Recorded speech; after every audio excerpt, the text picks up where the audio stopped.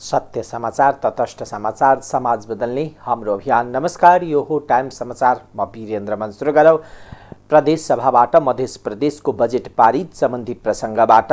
मध्य प्रदेशको प्रदेश सभाबाट आर्थिक वर्ष 79-80 को बजेट सर्वसम्मतले पारित भएको छ। प्रदेश सभाको बैठकमा अर्थमन्त्री शैलेन्द्र प्रसाद शाहले पेश गरेको आर्थिक विधेयक 2079 र कर तथा गैर कर राजस्व लगाउने तथा उठाउने सम्बन्धमा व्यवस्था गर्न बनेको विधेयक पारित गरियोस् भन्ने राग गरिएको प्रस्ताव सर्वसम्मतले पारित भएको हो। यसअघि शनिबार प्रदेश सभाबाट विनियोजन विधेयक पारित भइसकेको छ। असार 1 गते अर्थमन्त्री शाहले आर्थिक वर्ष 79-80 का लागि 46,98,09,46,000 रुपियाँको बजेट पेश गरेका थिए। अर्थमन्त्री शैलेन्द्र शाहले बजेटमा कृषि क्षेत्रको विकासका लागि लगानी गरिरहेको जानकारी दिनुभयो।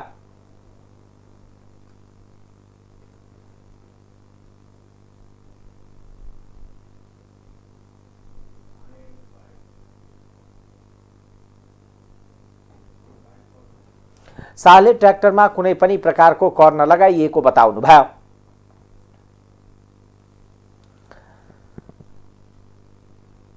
मध्य प्रदेश जन लोकपाल आयोगको योजना तथा कार्यक्रम प्रभावकारी सञ्चालन एवं व्यवस्थापनका लागि प्रदेश सरकारद्वारा उपलब्ध गराइएको बजेट आयोगको प्रशासकीय प्रमुख दानीकान्त झा लगायतका कर्मचारीहरूको निजी स्वार्थका कारण कर्मचारी भवन मरम्मत, कम्प्युटर खरिद लगायतका मेसिनरी सामग्री तथा फर्निचरको बजेट फ्रिज भएको जानकारी सार्वजनिक भएका छन्। आयोगका पदाधिकारी तथा आयोगका काम कारबाहीमा सहजता ल्याउने आवश्यकता अनुसार 4 थान गाडी खरिद गर्ने मिति 2079-26 मा जनकपुर टुडे दैनिक पत्रिकामा प्रकाशित सूचनाका अनुसार अन्तिम मितिसम्म पर्न आएको टेन्डरहरूको मूल्याङ्कन दानीकान्त झाको संयोजकत्वमा रहेको मूल्याङ्कन समितिले 79-3-16 गते मूल्याङ्कन गरी खरिद गर्न छनौटमा परेका बोलपत्र दाताहरू सिफारिस गरिए अनुसार 79-3-17 गतेको टुडे पत्रिकामा 7 दिने आशयपत्र समेत प्रकाशन गरिएको देखिन्छ।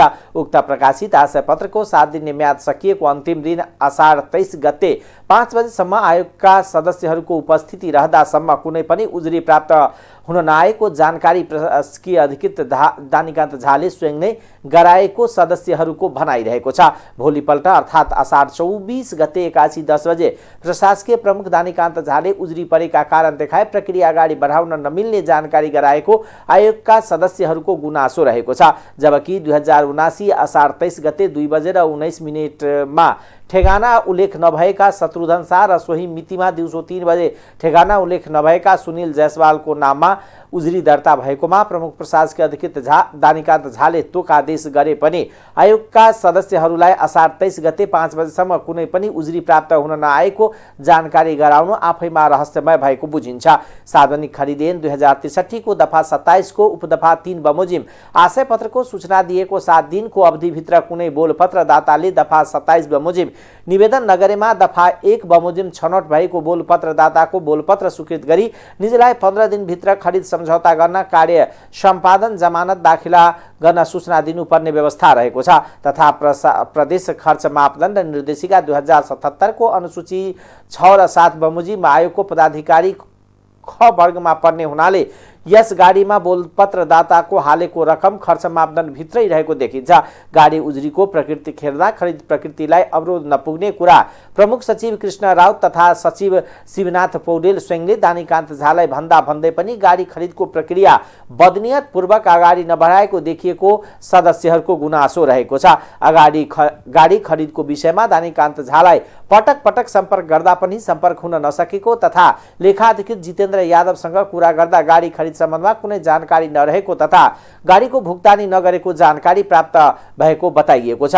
सोही विषयमा गाडीका स्पेसिफिकेसन बनाउने यातायात कार्यालयका मेकानिकल इन्जिनियर जया चौधरीसँग पनि 79 असार 26 गते करिब 11:30 बजेमा सम्पर्क गर्दा गाडी चेक जाँच सम्बन्धी कुनै पनि जानकारी पत्र प्राप्त नहुन आएको जानकारी गराएका छन्। साथै यसै सन्दर्भमा जनलोकपाल आयोगका अध्यक्ष रामसहाय यादवले गाडी खरिद भयो वा नभएको बारेमा प्रशासकीय प्रमुख दानीकान्त झालाई मात्र जानकारी रहेको बताउनु भएको छ। यसै हेर्दा पर्याप्त समय हुँदाहुँदै पनि बजेट फ्रिज गरी काम गर्न नसकेको तथा गाडी खरिद प्रक्रिया अन्तिम चरणमा पुगिसके पनि गाडी खरिदमा गर्न नसक्नु, गलत र मनसाय राखी रहस्यमय उजुरी दर्ता हुनुले आवश्यक पनि भ्रष्टाचारको सङ्केत रहेको देखिन्छ। प्रदेशमा सुशासन प्रवर्धन गर्न तथा भ्रष्टाचार मुक्त प्रदेश बनाउन गठित जन लोकपाल आयोगका कर्मचारी समेतलाई प्रदेश सरकार र आयोगले सुशासन प्रवर्धन र भ्रष्टाचार सम्बन्धी न्यूनीकरण गर्न प्रतिबद्ध बनाउन नसके तथा कर्मचारीहरूलाई आफ्ना जिम्मेवार प्रति सजग एवं जवाबदेह बनाउन नसकेको देखिन्छ।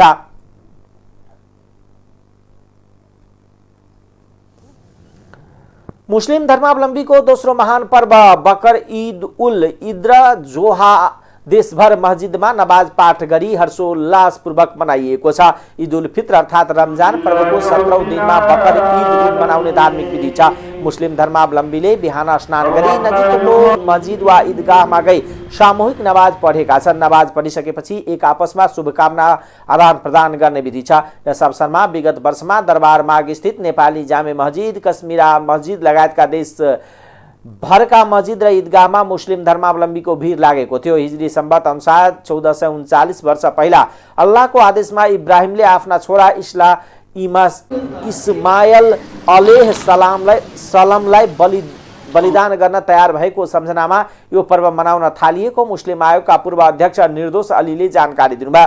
मुस्लिम धर्मगुरु मौलाना रहमत अली ऐतिहासिक बकर ईद उल पर्व आधार बनेको इब्राहिम वंश सन् 571 मा मक्कामा मोहम्मद सल्लाह जन्मी निरन्तरता दिएको बताउनुहुन्छ। जसले यो पर्व एवं धर्मलाई पुस्तान्तर गर्न महत्त्वपूर्ण योगदान गर्दै हदीस नामक धर्म ग्रन्थ रचना गर्नुभएको थियो। यस पर्वका अवसरमा मक्का मदिना जानु शुभ मानिन्छ। गृह मन्त्रालयले आते जाते विमान टिकटको व्यवस्था गरी हज यात्रा गराउने गरेको छ। यस पर्वमा अल्लाहलाई खुसी पार्न मुसलमानले धर्मले जायज मानेका जनावरलाई कुर्बानी दिएका छन्। धार्मिक मान्यता अनुसार अल्लाहका नबी दूत इब्राहिम अलैहि सलामले 90 वर्षको उमेरमा पत्नी हजराबाट प्राप्त गरेको सन्तान दोस्रो इस्माइललाई कुर्बानी गर्नुपर्ने आदेश प्राप्त भयो। जसलाई पालन गर्दा अल्लाह प्रसन्न भएर इस्लामको कुर्बानी नभएर स्वर्ग जन्नतमा लिएको दुम्बाको कुर्बानी भएको धार्मिक मान्यता छ। यसै कारण अहिलेसम्म कुर्बानी गर्ने प्रचलनलाई कायम राखेको मुस्लिम धर्मावलम्बीको भनाइ छ। निसन्तान इब्राहिमले सन्तान प्राप्तिका लागि अल्लाहसँग मन्नत मागेका थिए। अल्लाहले मलाई सन्तानको सुख दियो भने म कुर्बानी गर्छु भन्ने इब्राहिमको प्रतिबद्धता थियो। सोही अनुसार अल्लाहले निजको परीक्षण स्वरूप सपनामा कुर्बानी गर्नुपर्छ भनेका थिए भन्ने मुस्लिम धर्मावलम्बीको विश्वास छ। उनले धेरै जनावर कुर्बानी गरे तर अल्लाह खुसी भएका थिएनन्। अन्तिममा आफ्नो सबैभन्दा प्यारो छोरालाई नै कुर्बानी गरी अल्लाहलाई राजी गर्न चाहेका थिए। यस घडीमा उनले परीक्षण सफल साबित भएपछि कुर्बानी गर्न स्थानमा मानिसको होइन त्यहाँ जन्नतमा पारिएको आएको दुम्बाको कुर्बानी भएको थियो। कुर्बानीको मासु 3 भागमा बाँडेर वितरण गरिन्छ। एक भाग गरिब एवं विपन्न परिवारलाई, अर्को भाग इष्ट मित्रलाई र तेस्रो भाग आफैले खानुपर्ने मुस्लिम धार्मिक मान्यता रहेको नेपाली जामे मस्जिदका सचिव मन्सुर हुसेनले बताउनुभयो।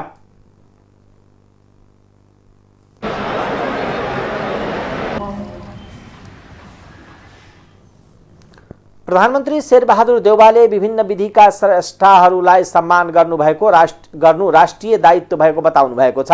संस्कृति, पर्यटन तथा नागरिक उड्डयन मन्त्रालयले आयोजना गरेको विभिन्न विद्या स्रष्टाहरूलाई पुरस्कार समर्पण समारोहलाई सम्बोधन गर्दै उहाँले यस्तो बताउनु भएको हो। प्रधानमन्त्री देउवाले भाषा, संस्कृति, संगति तथा नाटक लगायतका विधामा योगदान दिने स्रष्टाहरूको सम्मान गर्नु राष्ट्रिय दायित्व भएको बताउनुभयो। उहाँले भाषा, साहित्य, संस्कृति, संगीत एवं नाट्य लगायतका विधाहरू मुलुकमा गहना तथा सभ्यता र संस्कृतिको धरोहर रहेको बताउनुभयो। उहाँले नेपालका संस्कृति तथा साहित्य राष्ट्रिय गौरवको विषय भएको पनि बताउनुभयो। प्रधानमन्त्री देउवाले स्रष्टा र साधकहरूलाई राज्यले सम्मान गर्दै आएको उल्लेख गर्दै यस प्रकारको सम्मानले स्रष्टाको थप सृजनात्मक काम गर्न प्रेरणा मिल्ने बताउनुभयो। हाम्रा राष्ट्रिय गौरवका विषय हुनुका साथै तिनले नै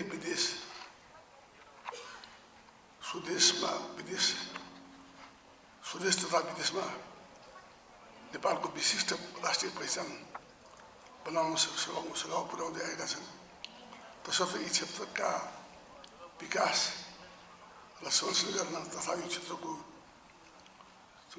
क्षेत्रमा संलग्न समर्पित स्रष्टा तथा साधकहरूको सम्मान एवं कदर गर्न हाम्रो राष्ट्रिय दायित्व पनि हो। स्रष्टा र साधकहरूको सम्मानबाट उहाँले सम्बन्धित क्षेत्रमा पुर्याउनु भएको योगदानको कदर हुनका साथै उहाँहरूलाई आफू संलग्न क्षेत्रमा थप सृजनात्मक काम गर्न प्रेरणा र प्रोत्साहन पनि मिल्नेछ। यसै तथ्यलाई मध्यनजर गरी सरकारले विभिन्न राष्ट्रिय व्यक्तित्वको नाममा विभिन्न पुरस्कारहरूको स्थापना गरेको हो। कला साहित्य, कला संस्कृति लगायतका क्षेत्रमा हुने योगदानले विश्व सामु नेपाल मुलुकको प्रतिष्ठा उच्च बनाउनु, देशभित्र समृद्ध हुनेछ भन्ने मुलुकको श्रीवृद्धिमा लागिरहने यस पुरस्कारले थप परिणाम मिलोस् भनी हार्दिक शुभकामना व्यक्त गर्न चाहन्छु।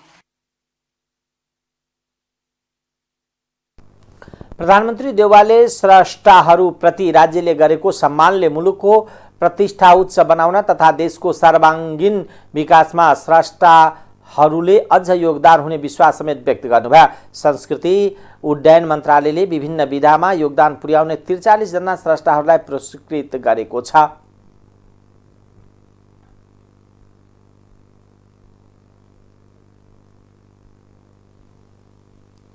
चिनिया कम्युनिस्ट पार्टीका विदेश विभाग प्रमुख लिउ जियानचाओ नेपाल आइपुग्नु भएको छ। 4 दिने भ्रमणका क्रममा चाइना एयरको विमानबाट 6 सदस्यीय टोलीको नेतृत्व गर्दै उहाँ आइतबार बिहान नेपाल आउनु भएको हो। बुधबारसम्म नेपालमा रहँदा लिउले राष्ट्रपति विद्यादेवी भण्डारी, प्रधानमन्त्री शेरबहादुर देउवा, परराष्ट्र मन्त्री डाक्टर नारायण खड्का लगायतसँग भेटवार्ता गर्नुहुनेछ। लिउले प्रधानमन्त्री देउवा र परराष्ट्र मन्त्री डाक्टर खड्कासँग भने आइतबार नै भेट्ने कार्यक्रम रहेको छ। त्यस्तै नेकपा माओवादी केन्द्रका अध्यक्ष पुष्पकमल दाहाल प्रचण्ड र नेकपा एमालेका अध्यक्ष केपी शर्मा ओलीसँग पनि भेटवार्ता गर्ने कार्यक्रम छ। गत महिना मात्र चिनिया कम्युनिस्ट पार्टीको विदेश विभागका प्रमुख बन्नुभएका लिउ त्यस लगत्तै माओवादीका अध्यक्ष प्रचण्ड र एमाले अध्यक्ष ओलीसँग छुट्टा छुट्टै भिडियो वार्ता गर्नुभएको थियो। चिनिया कम्युनिस्ट पार्टीका वरिष्ठ नेता लिउको हैसियत मन्त्री सर रहेको बताइएको छ। सत्तामा रहेका जनता समाजवादी पार्टी जसपा फुट नजिक पुगेको छ। उपेन्द्र यादव र डाक्टर बाबुराम भट्टराईले केन्द्रीय समितिको छुट्टा छुट्टै बैठक बोलाएपछि जसपा औपचारिक रूपमा फुटको नजिक पुगेको हो। पार्टी अध्यक्ष यादवले असार 29 र 30 गतेका लागि वीरगञ्जमा केन्द्रीय समितिको बैठक बोलाउनु भएको छ भने पार्टीको संघीय परिषद अध्यक्ष भट्टराईले असार 28 र 29 मा काठमाडौँमा केन्द्रीय समितिको बैठक बोलाउनु भएको छ। अध्यक्ष यादव र भट्टराई बीचको विवाद उत्कर्षमा पुगेपछि दुवै पक्षलाई मिलाउन पार्टीका केही नेताहरू लागेका थिए, तर सफल नभएपछि जसपा फुटको डिलमा पुगेको हो। यादव र भट्टराई दुवै एउटै पार्टीमा रहन सक्ने अवस्था नरहेको भन्दै सहमतिमै अलग बाटो लाग्न सहमत भएका थिए, तर त्यसलाई रोक्न केही नेताहरू लागेका थिए। तर दुवै पक्ष सहमतिमा आउन नसकेपछि पार्टी अब औपचारिक रूपमा फुटको संघारमा पुगेको जसपाका एक नेताले जानकारी दिनुभयो। यादव पक्षका नेताहरूले भट्टराईले काठमाडौँमा केन्द्रीय समितिको बैठक बोलाएको भनेर भ्रम सृजना गर्न खोजेको आरोप लगाएका छन्। भट्टराई पक्षका एक नेताले अध्यक्ष यादवले का व्यवहारका कारण पार्टी विभाजनतर्फ गएको आरोप लगाएका छन्। नवनियुक्त वन तथा वातावरण मन्त्री प्रदीप यादवले आगामी 3 महिनाभित्र परिणाममुखी काम गरेर देखाउने प्रतिबद्धता व्यक्त गर्नुभएको छ। जनता समाजवादी पार्टी पर्सा र वीरगञ्ज महानगर समितिले संयुक्त रूपमा स्थानीय तहको निर्वाचनमा निर्वाचित जनप्रतिनिधिका लागि आयोजना गरेको स्वागत तथा सम्मान कार्यक्रमलाई सम्बोधन गर्दै उहाँले आफ्नो कार्यकालमा महत्त्वपूर्ण काम गर्ने जानकारी दिनुभयो। उहाँले पर्सावासीलाई धन्यवाद भन्न र मन्त्रालयको काम गर्नुभन्दा अघि आशीर्वाद लिन वीरगञ्ज आएको बताउनुभयो। जिल्लाका सबै सडकको डीपीआर बनाएर बोलपत्र आह्वान गर्नुको साथै पर्यटनको विकासका लागि चिडियाखाना बनाउने काम समेत अगाडि बढाउने मन्त्री यादवले जानकारी दिनुभयो। सो अवसरमा मन्त्री यादवलाई 51 किलोको माला लगाएर सम्मान गरिएको थियो। वीरगञ्ज महानगरपालिकाका प्रमुख राजेश मान सिंहलाई लगायत नवनिर्वाचित जनप्रतिनिधिलाई पनि सम्मान गरिएको थियो। नेकपा माओवादी केन्द्रका अध्यक्ष पुष्पकमल दाहाल प्रचण्डले परिवर्तनकारी वाम लोकतान्त्रिक शक्ति एकीकृत र केन्द्रीकृत हुन जरुरी रहेको बताउनु भएको छ। मुलुकको राष्ट्रिय स्वाधीनताका लागि जनयुद्ध र जनआन्दोलनका बलमा हासिल भएको उपलब्धि रक्षा गर्दै वैज्ञानिक समाजवादको यात्रातर्फ देशलाई डोर्याउन आजको आवश्यकता भएको उहाँको भनाइ छ। मुस्लिम समुदायको पर्व बकर ईदको अवसरमा स्वदेश तथा विदेशमा रहेका नेपाली मुस्लिम दिदी बहिनी तथा दाजुभाइलाई शुभकामना दिँदै अध्यक्ष दाहालले यस पर्वले धार्मिक सहिष्णुता, सामाजिक सद्भाव र आपसी मित्रतालाई प्रगाढ बनाई राष्ट्र निर्माण र राष्ट्रियता सुदृढ गर्न सहयोग मिल्ने विश्वास व्यक्त गर्नुभएको छ। भाइचारा र पारिवारिक मिलनको रूपमा मनाइने मुस्लिम धर्मावलम्बीको यस पर्वले नेपाली जनसमुदायमा सामाजिक सहिष्णुताका भावना विकास गरी समुन्नत नेपाल निर्माण भएको अग्रसर हुन प्रेरित गर्ने पनि उहाँले बताउनुभयो। समाजमा रहेका परम्परा, भाषा, धर्म र संस्कृतिले पारस्परिक सम्मान सहित अघि बढ्ने अभिप्रेरित गरिरहेको भन्दै अध्यक्ष दाहालले यस्तो चाडपर्वको सम्बद्ध र प्रवर्धन गर्नु हामी सबैको साझा दायित्व भएको सन्देशमा उल्लेख गर्नुभएको छ। नेकपा एकीकृत समाजवादीका अध्यक्ष माधव कुमार नेपालले विभिन्न समुदायको चाडपर्व र धर्म संस्कृतिले राष्ट्रिय एकतालाई बलियो बनाउने बताउनु भएको छ। मुस्लिम समुदायको ईद उल अजहा बकरी ईदको पर्वको अवसरमा उहाँले विज्ञप्ति जारी गर्दै नेपाल बहुजातीय, बहुभाषिक, बहुधार्मिक, बहुसांस्कृतिक विशेषतायुक्त मुलुक हुनुको साथै धार्मिक सहिष्णुताको चेतनाका दृष्टिले नेपाली समाज उदाहरणीय रहेको बताउनु भएको छ। भातृत्व र पारिवारिक मिलनको साथै मानवीयताको पर्वको रूपमा मनाइने ईद अल अजहाले राष्ट्रिय एकता, धार्मिक सहिष्णुता, सामाजिक सद्भाव र आपसी मित्रतालाई थप सुदृढ गर्ने पूर्व प्रधानमन्त्री नेपालद्वारा जारी विज्ञप्तिमा भनिएको छ। उहाँले विज्ञप्तिमा इस्लाम धर्मावलम्बी सहित स्वदेशी तथा विदेशमा रहनुभएका सम्पूर्ण नेपालीमा सुख, शान्ति, समृद्धि र प्रगतिको शुभकामना व्यक्त गर्नुभएको छ। मुस्लिम समुदायका समस्या समाधान गर्दै समाजवादको आधार तयार गर्ने तथा आपसी सहिष्णुता अभिवृद्धि गरी प्रगतिशील समाज निर्माण गर्न यस पर्वले सबैलाई प्रेरणा प्रदान गर्ने विज्ञप्तिमा उल्लेख गरिएको छ। भगवान गौतम बुद्धको जन्मस्थान लुम्बिनीमा भारतीय पर्यटकको आगमनमा वृद्धि भएको छ। विगत वर्षभन्दा यस वर्ष लुम्बिनीमा भारतीय पर्यटक उल्लेख्य रूपमा आइरहेको लुम्बिनी विकास कोषले जनाएको छ। बुद्ध पूर्णिमामा भारतीय प्रधानमन्त्री नरेन्द्र मोदी लुम्बिनी भ्रमणमा आएसँगै बुद्ध जयन्तीको दर्शनका लागि भारतीय पर्यटक आउने क्रम बढ्दै गएको कोषका सदस्य सचिव सानु राजा साक्यले जानकारी दिनुभयो। भारतीय प्रधानमन्त्री मोदीको लुम्बिनी भ्रमणको 1.5 महिनाको अवधिमा 37,835 भारतीय पर्यटक लुम्बिनी आएको कोषको सूचना शाखाले जनाएको छ। उक्त संख्या विगत वर्षभन्दा बढी हो। यहाँ आउने आन्तरिक पर्यटकको संख्यामा समेत वृद्धि भएको छ। पछिल्लो 1 महिनामा 39,000 आन्तरिक पर्यटक लुम्बिनीको भ्रमण गरेको कोषले जनाएको छ। कोभिड-19को त्रासका कारण पर्यटक आगमनमा कमी आएको लुम्बिनी भारतीय पर्यटक मात्र नभएर आन्तरिक पर्यटक र तेस्रो मुलुकको पर्यटक आउने क्रम समेत बढेको छ। प्रसारका कारण संसारभरबाट पर्यटक लुम्बिनी आउने आतुर रहेको लुम्बिनी होटल एसोसिएसनका अध्यक्ष गोविन्द गेवालीले बताउनुभयो। लुम्बिनी आउने पर्यटकका लागि सरकारले विशेष सुविधा र सहयोग गर्नुपर्ने उहाँको भनाइ छ। लुम्बिनी आध्यात्मिकका साथै घुमन्ते पर्यटक आउने गर्दछन्। धार्मिक र आध्यात्मिक पर्यटक बुद्ध जन्मस्थलको दर्शन गर्न आउँछन् भने घुमन्ते पर्यटक यहाँका सौन्दर्यतासँग रमाउने आउने गरेको पाइन्छ। गौतम बुद्ध अन्तर्राष्ट्रिय विमानस्थलको सञ्चालन तथा सीमा क्षेत्रमा पर्यटक आगमनमा सहजताका कारण अहिले लुम्बिनी घुम्न आउने पर्यटकले पर्यटन व्यवसायलाई समेत उत्साहित दिएको सिद्धार्थ होटल एसोसिएसनका अध्यक्ष चन्द्रप्रकाश श्रेष्ठले बताउनुभयो। लामो समय कोभिड-19का कारण चहल पहल नभएको लुम्बिनीमा अहिले भने आन्तरिक भारतीय पर्यटक तथा तेस्रो मुलुकका पर्यटक आगमनले रमाइलो बनाएको छ। पर्यटक आगमनमा वृद्धि भएसँगै पर्यटन व्यवसाय मात्र नभएर यहाँका अन्य क्षेत्र पनि चलायमान भएका छन्।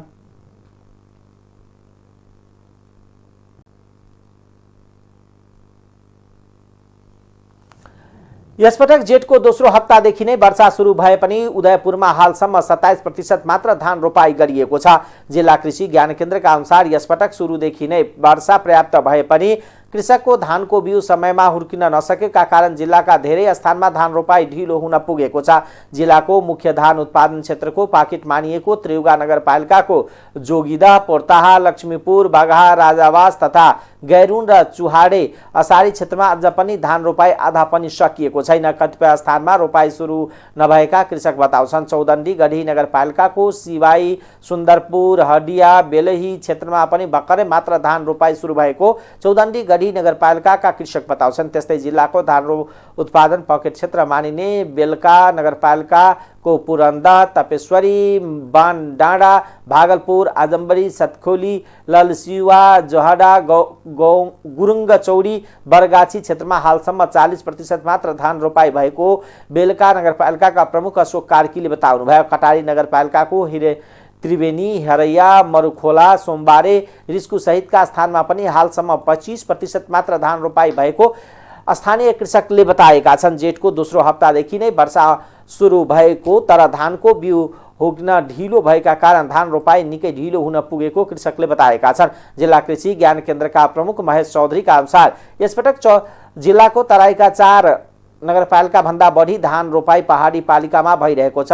लिचुङ, उदयपुर गढी गाउँपालिकामा झन्डै 40% भन्दा बढी धान रोपाई भइसकेको कृषि ज्ञान केन्द्रले जनाएको छ। त्यस्तै रातोमाई गाउँपालिकामा पनि 38% धान रोपाई भएको छ भने तप्लीमा 35% रोपाई सकिएको छ। पहाडी गाउँपालिकाहरूमा तुलनामा तराईका 4 नगरपालिकामा धानको बिउ समयमा हुर्किन नसकेका कारण धान रोपाई ढिलो हुन पुगेको कृषकले बताएका छन्। उदयपुरमा 14,000 हेक्टरमा धान खेती गरिँदै आएको कृषि ज्ञान केन्द्रका प्रमुख महेश चौधरीले बताउनुभयो। अब आर्थिक समाचार।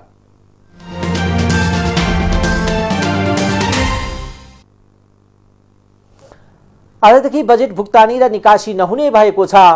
महालेखा नियन्त्रक कार्यालयले गैराती 12 बजेदेखि चालू आर्थिक वर्षको भुक्तानी निकासी रोक्न यसअघि नै सबै कोष तथा लेखा नियन्त्रक कार्यालय, प्रदेश लेखा नियन्त्रक कार्यालय र प्रदेश लेखा इकाइहरूलाई निर्देशन दिएको थियो।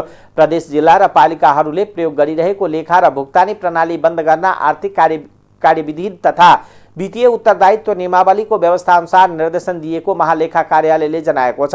महालेखा नियन्त्रक कार्यालयको निर्देशन अनुसार शुक्रबारदेखि नै लेखा नियन्त्रक कार्यालय र इकाइहरूले आफ्नो प्रणाली बन्द गरिसकेका छन्। केही निश्चित प्रयोजनको बिल भने भुक्तानी हुने व्यवस्था नियमावलीमा छ। चालू आर्थिक वर्ष सकिन करिब 7 दिन मात्र बाँकी छ। सरकारको दैनिक हिसाब किताब राख्ने महालेखा नियन्त्रक कार्यालयका अनुसार हालसम्म कुल 10 खर्ब 70 करोड 41 लाख रुपैयाँ बराबरको राजस्व सङ्कलन भएको छ। सरकारले चालू आर्थिक वर्षमा कुल 11 खर्ब 80 अर्ब 60 करोड 4 लाख रुपैयाँ बराबरको राजस्व सङ्कलन गर्ने लक्ष्य राखेको थियो। कार्यालयका अनुसार कुल लक्ष्यको 84.76% बराबरको राजस्व सङ्कलन भएको छ। त्यसमा कर राजस्व कुल 9 खर्ब 26 अर्ब 50 करोड 70 लाख रुपैयाँ बराबरको सङ्कलन भएको छ। यो कुल लक्ष्यको 86.75% बराबरको हो। चालू आर्थिक वर्षको कुल 10 खर्ब 67 अर्ब 96 करोड 25 लाख रुपैयाँ बराबरको कर राजस्व सङ्कलन गर्ने लक्ष्य राखेको छ।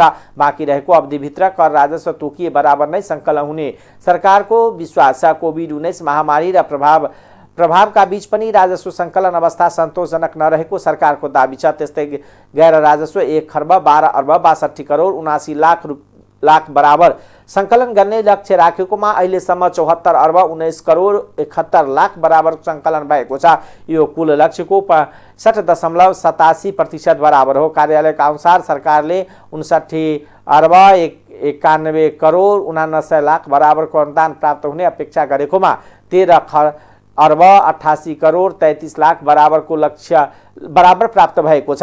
कुल लक्ष्यको 23.17% बराबर हो। सबै विवरणका अनुसार हेर्दा सरकारले चालू आर्थिक वर्षको असार 25 गतेसम्म कुल लक्ष्यको 85.33% बराबरको प्राप्त गरेको छ। त्यस्तै सरकारको खर्चतर्फ कुल लक्ष्यको 74.33% बराबरको खर्च भएको छ। त्यसमा सबभन्दा बढी चालू खर्च रहेको छ।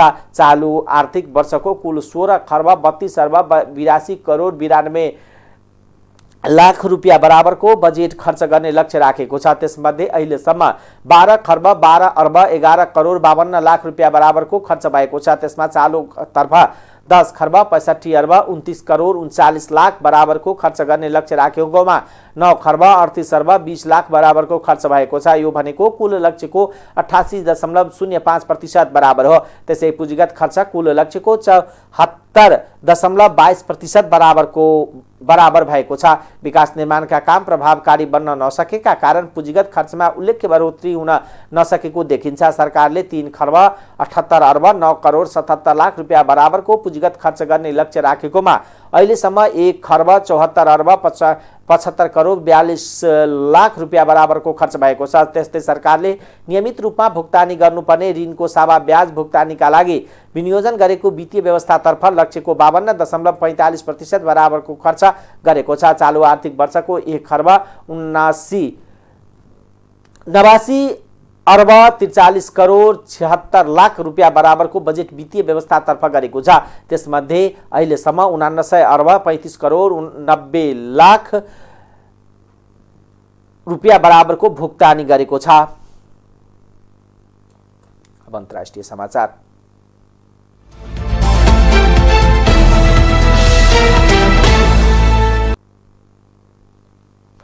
श्रीलङ्काका राष्ट्रपति गोटाबाया राजपक्षले राजीनामा दिने घोषणा गरेपछि प्रदर्शनकारीले खुसियाली मनाएका छन्।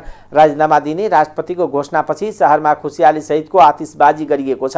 उहाँले आउँदो बुधबार राजीनामा दिने जानकारी गराउनु भएको छ। प्रधानमन्त्री रनिल विक्रमसिंघे यसअघि नै राजीनामा दिने सहमत हुनुभएको थियो। हिजो ठूलो संख्यामा राजधानी कोलम्बोमा जम्मा भएका प्रदर्शनकारी राजपक्षको निवास पुगेर राजीनामा माग गरेका थिए। हिजोको घटना लगत्तै अमेरिकाले श्रीलङ्काली नेतृत्वलाई देशको आर्थिक सङ्कट समाधानका लागि तात्काल कदम चाल्न आह्वान गरेको बीबीसीले जनाएको छ। प्रदर्शन अघि नै राष्ट्रपति राजपक्षले निवास छोड्नु भएको थियो। अमेरिकाले प्रदर्शनकारीमाथि कुनै पनि आक्रमण नगर्न पनि अनुरोध गरेको छ। श्रीलङ्काले खाद्यान्न, इन्धन र औषधिको चरम अभावको सामना गरिरहेको छ। दक्षिण एसियाली टापु देशले भोगिरहेको यो सङ्कट विगत 70 वर्षकै सबैभन्दा खराब हो। विदेशी मुद्राको सिन्सिती रित्तिएपछि पेट्रोल र डिजल बेच्न रोकिएको छ। मानिसहरू इन्धनका लागि कैयौँ दिनसम्म लाइन लाग्न बाध्य छन्। महामारी, बढ्दो ऊर्जा मूल्य अनि लोकप्रियतावादी कर जस्ता छुट जस्ता कारणले गर्दा श्रीलङ्का अर्थतन्त्र सङ्कटमा परेको देखिन्छ। जापानको दक्षिणी शहर नारामा शुक्रबार गोली हानी मारिएका पूर्व प्रधानमन्त्री सिन्जाओ आबेको सुरक्षामा कमजोरी रहेको जापानको प्रहरीले स्वीकार गरेको छ।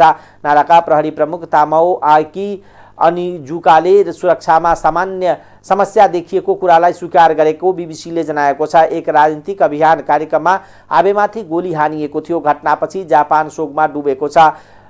त्यहाँ माथिल्लो सदनका लागि मतदान सुरु भएको छ। चुनाव सभामा सम्बोधन गरिरहेको बेला आबेलाई 41 वर्षका पुरुषले गोली हानेका थिए। आबेको पार्थिव शरीरलाई गृहनगर टोकियोमा राखिएको छ। उहाँको मङ्गलबार अन्त्येष्टि गरिने तयारी गरिएको छ। जापानका प्रधानमन्त्री फुमियो किसिदाले घरमै पुगेर पूर्व प्रधानमन्त्रीको पार्थिव शरीरमा श्रद्धासुमन अर्पण गर्नुभएको छ। साथै उहाँले पूर्व प्रधानमन्त्री आबेकी पत्नीलाई भेटेर संवेदना व्यक्त गर्नुभएको छ। विश्वका शीर्ष नेताहरूले पनि आबे परिवारप्रति सहानुभूति प्रकट गरेका छन्। पक्राउ परेका पुरुषमाथि छानबिन चलिरहेको छ। अब खेलकुद समाचार।